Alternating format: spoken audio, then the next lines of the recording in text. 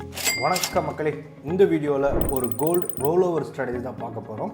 இப்போ ஒரு கோல்டு ஒரு 22 கேரட் எடுத்துக்கிட்டிங்கன்னா ஒரு சவரன் அப்படிங்கிறது 90,000 95,000 அந்த ரேஞ்சில் ட்ரேட் ஆகிட்டு இருக்கான். அண்ட் இதுவே ஒரு கிராம் நீங்கள் எடுத்துட்டிங்கன்னா 11,000 11,500 நெருக்கமாக ட்ரேட் ஆகிட்டு இருக்குது. அப்படிங்கும்போது நம்ம ஒரு ஃபிசிக்கலாக வாங்கணும்னு நினச்சா முடியாது. ஒரு இன்வெஸ்ட்மெண்ட் பர்பஸ்க்கு நீங்கள் வாங்கணும்னு நினச்சிங்கன்னா அது வந்து அஃபோர்டபுள் ப்ரைஸில் எல்லாத்துக்கும் இருக்காது. சரி, இது எப்படி வந்து லோ வேல்யூவில் வாங்கலாம்? இங்கே வந்து கமோடிட்டியில் ட்ரேட் ஆகிறத ஒரு இன்வெஸ்ட்மெண்ட்டாக ரோல் ஓவர் மெத்தடில் வந்து எப்படி வந்து நம்ம அதை யூஸ் பண்ணிக்கலாம் அப்படிங்கிற ஸ்ட்ராட்டஜி தான். அண்ட் வீடியோக்குள்ளே போகிறதுக்கு முன்னாடி வந்து தனுக்கு நீங்கள் சப்ஸ்கிரைப் பண்ணலாம், சப்ஸ்கிரைப் பண்ணுங்கள். அக்கௌண்ட் ஓப்பனிங் லிங்க் டிஸ்கிரிப்ஷனில் இருக்குது, அக்கௌண்ட் ஓப்பன் பண்ணிக்கோங்க. ஓகே, நான் தன் பிளாட்ஃபார்ம் எடுத்திருக்கேன். இப்போ இந்த தன் பிளாட்ஃபார்மில் கமோடிட்டிஸ் இருக்கு இல்லைங்களா, இந்த கமோடிட்டிஸை கிளிக் பண்ணிட்டோம் அப்படின்னா இங்கே வந்து பாருங்கள் குன்யா பெட்டல்.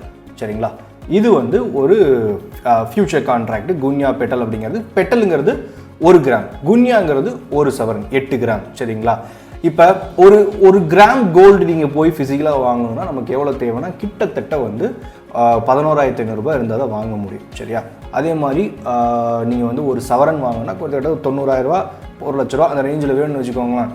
ஆனால் இதுவே அதோட கான்ட்ராக்டை வாங்குறதுக்கு MCXல ஜஸ்ட் உங்களுக்கு 1 கிராம் வாங்குறதுக்கு அதில் 10% வேல்யூ, அதாவது அது வந்து ஒரு 10,000 ரூபாய்க்கு ட்ரேட் ஆகிட்டு இருக்குன்னா 1000 ரூபாய் இருந்தால் போதும். இங்கே எவ்வளோ போயிட்டு இருக்கு உங்களுக்கு கிட்டத்தட்ட 12,500 அது வேல்யூ. ஆனால் 1,200 ரூபாய் இருந்தால் போதும், நம்ம இது பண்ணிக்கலாம். இது வந்து 24 கேரட் கோல்டு வேல்யூ, உங்களுக்கு 22 கிடையாது.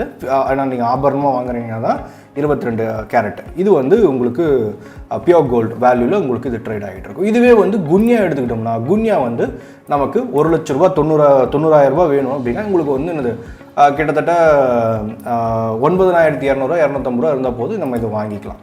சரியா, உங்களுக்கு 1 லட்ச ரூபாய் என்ன ப்ராஃபிட் பண்ணி தருமோ, அந்த இது ரிட்டர்ன்ஸ் எடுத்து தருமோ அதே இதை குன்யா எடுத்து தரும். சரி, இதில் என்ன பண்ணணும் ப்ரோ, நான் வாங்கி வச்சிட்றேன் ஆனால் வந்து இதில் எக்ஸ்பைரி இருக்கும்ல, ஃபியூச்சருங்கும் போது இது எக்ஸ்பைரி இருக்கும்ல நீங்கள் கேட்கலாம்.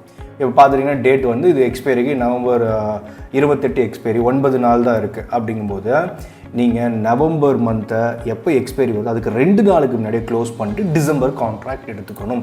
அது பேர் தான் ரோல் ஓவர். இப்போ வந்து கோல்டு பெட்டல் அப்படின்னு போட்டால் நவம்பர் ட்ரேட் ஆகுதா, December Jan Feb March April வரை ட்ரேட் ஆகிட்டு இருக்கும். ஒவ்வொரு மந்த்தும் நம்ம ரோல் ஓவர் பண்ணணும். இப்போ டிசம்பர் மந்த் எடுத்துட்டா அது எக்ஸ்பயர் ஆக 42 நாள் இருக்குது. அதுக்கப்புறமே எடுக்கக்கூடாது. நவம்பர் மந்த் எடுக்கணும். நவம்பர் மந்த் எக்ஸ்பயர் ஆகிறதுக்கு முன்னாடி என்ன பண்ணிக்கணும், இதை ஒரு 2 நாளுக்கு முன்னாடி நம்ம ரோல் ஓவர் பண்ணிக்கணும். சரி, இப்போ வந்து மார்க்கெட் வந்து ரோல் ஓவர் பண்ணி ஒருவேளை விழுந்துருச்சுன்னா நான் லாஸ் பண்ணுவேனே. ஆக்சுவலாக கோல்டு விழுகிறது ரொம்ப நல்லது. நீங்கள் வந்து வாங்கி இப்போ ஒரு ஃபிசிக்கலாக வாங்குறீங்க, ஒரு லாஜிக் இப்படி யோசிச்சு பாருங்கள். ஒரு ஃபிசிக்கலாக கோல்டு வாங்க போகிறீங்க, இன்றைக்கி வந்து 11,500 ரூபாய் வாங்குறீங்க, நாளைக்கு 10,000 வந்துருச்சுன்னா வருத்தப்பட மாட்டீங்க. 10,000 வந்துச்சுன்னா இன்னும் கொஞ்சம் போய் வாங்குவீங்க. அதே லாஜிக் தான் கோல்டில் நம்ம ட்ரேட் பண்ண போகிறதில்ல.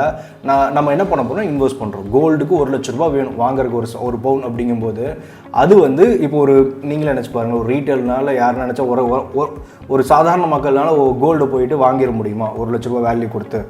முடியாது. அந்த அளவுக்கு கோல்டு விலை ஏறி போய் கிடக்கு.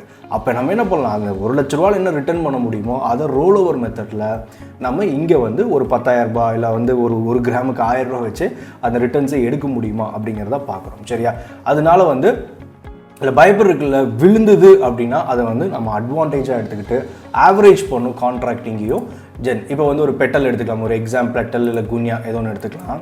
இப்போ மார்க்கெட்டு ஏற மட்டும் செய்யாது, என்ன பண்ணுவோம், இறங்குறதுக்கான ரிஸ்க் இருக்குது. ஆனால் கோல்டு நமக்கு லாங் டேர்ம் பார்த்துட்டா இன்ஃப்ளேஷன் இருக்குது, அது போக வந்து கரன்சி இன்ஃப்ளேஷன் சொல்கிறேன். ஒரு வேளை எக்கனாமிக் கண்டிஷன்ஸ் இல்லைன்னா கோல்டில் தான் எல்லோரும் முதலீடு பண்ணுவாங்க. நீங்கன்னா என் இன்ஸ்டியூஷன்ஸ் கொண்டு எல்லாருமே அதெல்லாம் பண்ணுவாங்க. அப்படிங்கும்போது கோல்டு ஒரு ஷார்ட் டேர்ம் இறங்கினாலும் லாங் டேர்ம் ஏறும்.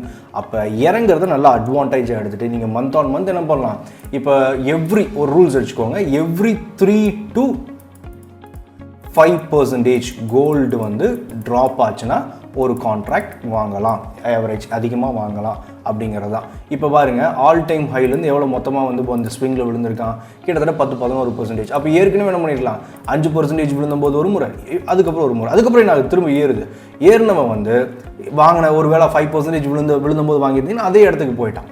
சரியா.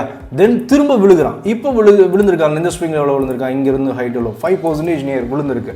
அப்போ அங்கே ஒரு இந்த மாதிரி எவ்ரி 5% 3% மார்க்கெட் ட்ராப் ஆகும்போது நம்ம வாங்கலாம். லாங் டேர்முக்கு ஆவரேஜ் பண்ணி ரோல் ஓவர் பண்ணி கொண்டு போகலாம். ஒருவேளை அகெயின் விழுந்தாலும் நம்மளால் வந்து வாங்குறதுக்கான ஃபண்ட்ஸை வச்சுக்கணும். இப்போ நீங்கள் வந்து குன்யா வாங்குறீங்கன்னா ஏற்கனவே சொன்ன மாதிரி 9,000 தேவைப்படும். இது நீங்கள் ஒரு 5 முறை 6 முறை 10 முறை இந்த மாதிரி ரோல் ஓவர் பண்ணிங்கன்னா அதுவே லேக்ஸில் போகும். ஒருவேளை ஃபண்ட்ஸ் இல்லாதவங்க என்ன பண்ணலாம்னா பெட்ரோலை சூஸ் பண்ணிக்கலாம். 1 கிராம் தான் அது, சரியா. பெட்ரோல் பொறுத்தவரையில் நம்ம பை பண்ணுறதுக்கு வந்து ஜஸ்ட் வந்து 1,500 இருந்தால் போதும். நீங்கள் ஒரு 15,000 இருந்தால் 20,000 15,000 இருக்குன்னா நீங்கள் வந்து 5 10 முறை கூட என்ன பண்ணலாம், இந்த மாதிரி ஆவரேஜ் பண்ணி ரோல் ஓவர் பண்ணி கொண்டு போகலாம். சரி, கேட்கறதுக்கு எல்லாம் சூப்பராக ஸ்வீட்டாக இருக்கும். இந்த மாதிரி ரோல் ஓவர் பண்ணி லாங் டேர்ம் கொண்டு போயிடலான்னு இதில் சின்ன சின்ன பிரச்சனைகள் இருக்குது.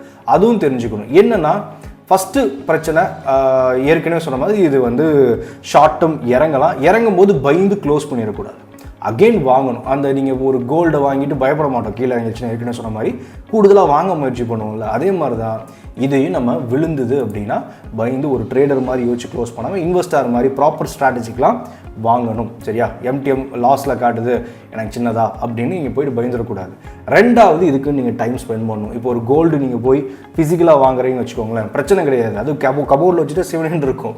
ஆனால் இங்கே வந்து நமக்கு ஒர்க் இருக்குது. நீங்கள் தினமும் பார்க்கணும், கீழே விழுகிறானா மேலே போகிறானா, கேஷ் நம்மக்கிட்ட இருக்கா ஆட் பண்ணி வச்சுக்கணும், எக்ஸ்பைரிக்கு முன்னாடி க்ளோஸ் பண்ணணும், அடுத்த கான்ட்ராக்ட் வாங்கணும், இதை தப்பு நடக்காமல் பார்த்துக்கணும். வாங்குறது விற்கும்போது இது ஒரு பெரிய வேலை, சரிங்களா.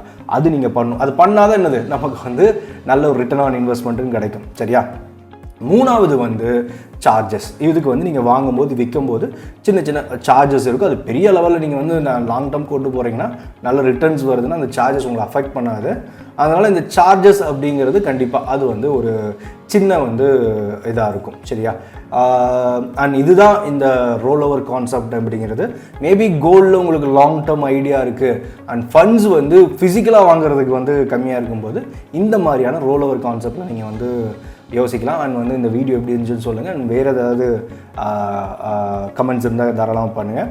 நம்ம அடுத்த வீடியோவில் பார்க்கலாம். அதுவரையில் பாய். Investments in the securities market are subject to market risk. Read all the related documents carefully before investing.